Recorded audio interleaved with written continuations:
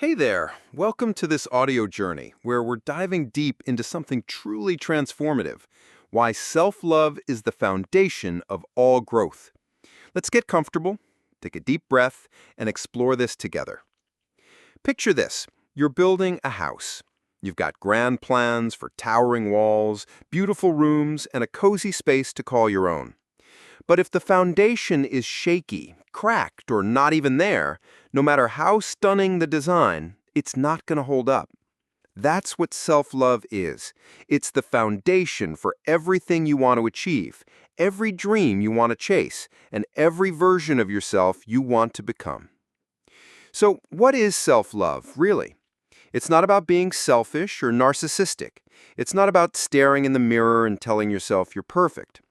Self-love is about accepting who you are, right now, flaws and all, and treating yourself with the same kindness and respect you'd offer to someone you care about deeply. It's about recognizing your worth, not because of what you've done or what others think of you, but because you exist. You are enough, just as you are. Why does this matter so much? Because everything in your life, your relationships, your career, your health, your happiness, builds on how you feel about yourself. If you don't love yourself, it's like trying to grow a garden on barren soil. You might get a few sprouts, but they won't thrive. Self-love is the fertile ground that lets everything else flourish. Let's start with why self-love fuels personal growth. When you love yourself, you give yourself permission to take risks. You're not paralyzed by fear of failure because you know that even if you stumble, you're still worthy.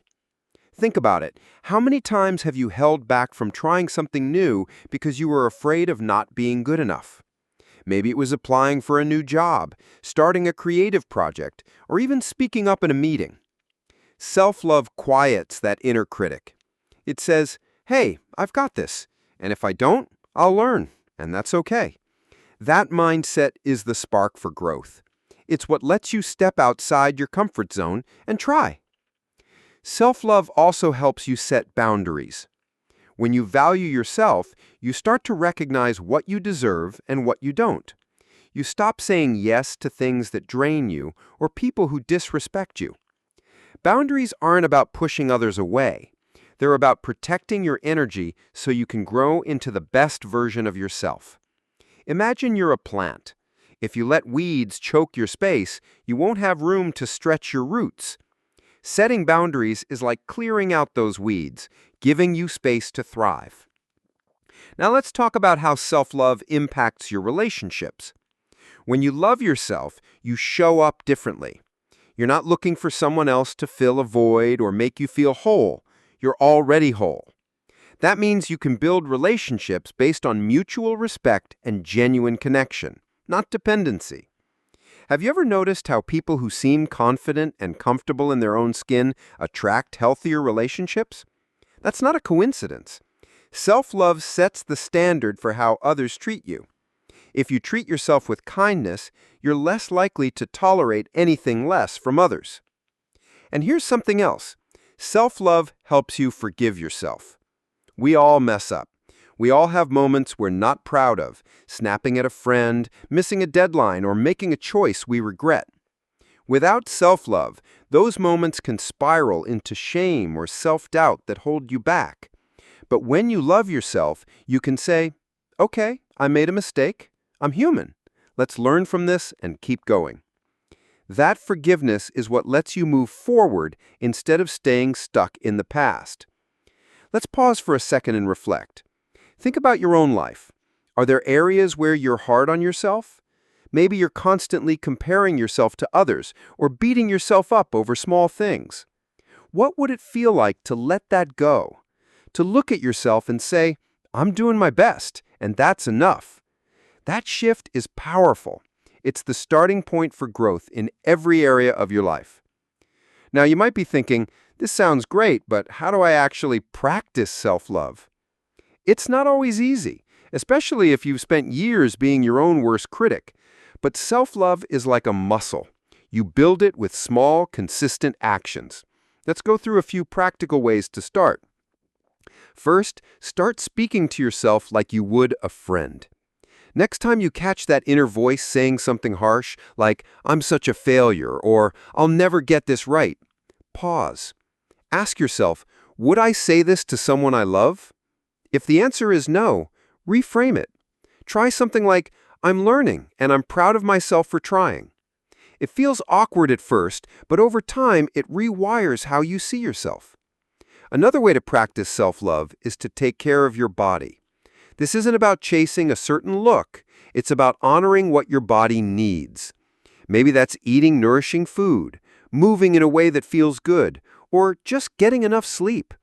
When you prioritize your physical well-being, you're sending yourself a message, I matter. You can also carve out time for things that light you up. What makes you feel alive? Maybe it's painting, listening to music, hiking, or even just sitting quietly with a cup of coffee. Whatever it is, make space for it. Those moments recharge you and remind you that your happiness is worth investing in. And here's a big one. Celebrate your wins no matter how small. Did you get through a tough day? That's a win. Did you finish a task you've been putting off? That's a win. We're so quick to focus on what we haven't done that we forget to acknowledge what we have. Celebrating the small stuff builds confidence and momentum. Let's talk about the ripple effect of self-love. When you start loving yourself, it doesn't just change you, it changes how you show up in the world. You become kinder to others because you're not carrying around resentment or insecurity. You become more resilient because you know your worth isn't tied to external validation. You start taking action toward your goals because you believe you're capable. It's like a domino effect. One act of self-love sets off a chain reaction of growth. But let's be real. Self-love isn't a straight line. There will be days when you doubt yourself, when the old habits of self-criticism creep back in. That's okay. Self-love isn't about being perfect. It's about showing up for yourself, even on the hard days. It's about choosing to try again, to keep building that foundation, brick by brick. So what happens when you make self-love a priority? You start to see possibilities you didn't see before. You take on challenges with courage. You attract people who lift you up. You find joy in the journey, not just the destination. And most importantly, you realize that you don't have to earn your worth. It's already there, waiting for you to claim it. As we wrap up, I want you to think about one small way you can practice self-love today. Maybe it's writing down 3 things you appreciate about yourself. Maybe it's saying no to something that doesn't serve you. Or maybe it's just taking a moment to breathe and remind yourself that you're enough. Whatever it is, start there.